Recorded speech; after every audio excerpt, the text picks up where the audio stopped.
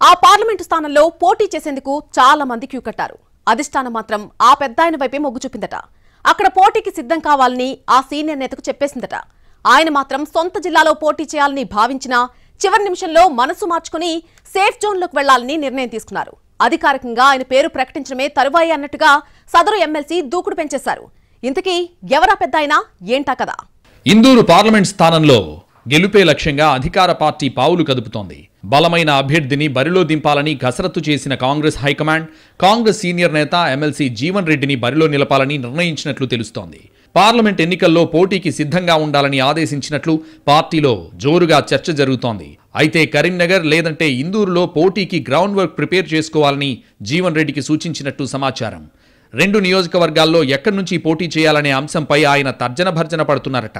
ఇదే అంశంపై క్యాడర్తోనూ జీవన్ రెడ్డి సమాలోచనలు చేస్తున్నారట. అయితే నిజామాబాద్ పార్లమెంట్ పరిధిలోనే తన అసెంబ్లీ సెగ్మెంట్ ఉండడం, జిల్లాలోని కాంగ్రెస్ ఎమ్మెల్యేలు పార్టీ ఇన్ఛార్జీలతో ఆయనకు మద్దతు ఉండడంతో ఆయన ఇందూరు వైపు చూస్తున్నట్లు హస్తం పార్టీలో జోరుగా చర్చ జరుగుతోంది.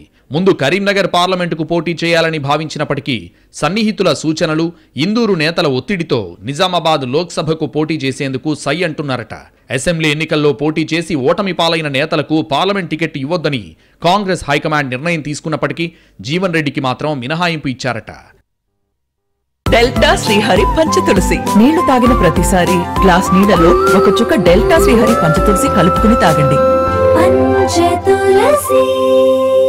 నిజామాబాద్ లోక్సభకు పోటీ చేసేందుకు నిజామాబాద్ జిల్లాకు చెందిన 1/2 డజన్కు పైగా నేతలు దరఖాస్తు చేసుకున్నారు. బీసీ నేతలకు టికెట్ ఇవ్వాలని గట్టిగా తమ వాణి వినిపించారు. బీసీ కోటాలో మాజీ ఎమ్మెల్సీ ఆకుల లలిత, మాజీ మేయర్ ధర్మపురి సంజయ్ టికెట్ కోసం ప్రయత్నించారు. మాజీ ఎమ్మెల్సీ అరికెల నర్సారెడ్డి, బాల్కొండ కాంగ్రెస్ ఇన్ఛార్జ్ ముత్యాల సునీల్ రెడ్డి, డీసీసీ అధ్యక్షుడు మానాల మోహన్ రెడ్డి సైతం పార్లమెంటుకు పోటీ చేసేందుకు తమ ప్రయత్నాలు చేశారట. అయితే అధిష్టానం మాత్రం జగిత్యాల జిల్లాకు చెందిన సీనియర్ కాంగ్రెస్ నేత ఎమ్మెల్సీ జీవన్ రెడ్డి వైపు మొగ్గు చూపినట్టు తెలుస్తోంది. జీవన్ రెడ్డి 2008లో కరీంనగర్ లోక్సభ స్థానానికి జరిగిన ఉప ఎన్నికల్లో తొలిసారిగా పోటీ చేశారు. బీఆర్ఎస్ అధినేత కేసీఆర్కు గట్టి పోటీనిచ్చి 15,000 ఓట్ల తేడాతో ఓడిపోయారు. 2019లో జరిగిన గ్రాడ్యుయేట్స్ మండలి ఎన్నికల్లో పోటీ చేసి భారీ మెజారిటీతో గెలుపొందారు. ప్రశ్నించే గొంతుకగా మంచి ఫాలోయింగ్ ఉండడంతో జీవన్ రెడ్డికి టికెట్ ఇస్తే బీజేపీ ఎంపీ అరవింద్కు గట్టి పోటీ ఇస్తారని పార్టీ హైకమాండ్ భావిస్తోందట.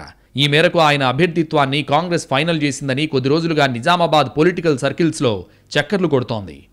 జీవన్ రెడ్డి తన ప్రత్యర్థిగా పసిగట్టిన సిట్టింగ్ ఎంపీ ధర్మపురి అరవింద్ జీవన్ రెడ్డిని టార్గెట్ చేస్తూ విమర్శల దాడి పెంచేశారు. ఇటు కాంగ్రెస్ వర్గీయులు అరవింద్పై కౌంటర్ అటాక్ చేస్తున్నారు.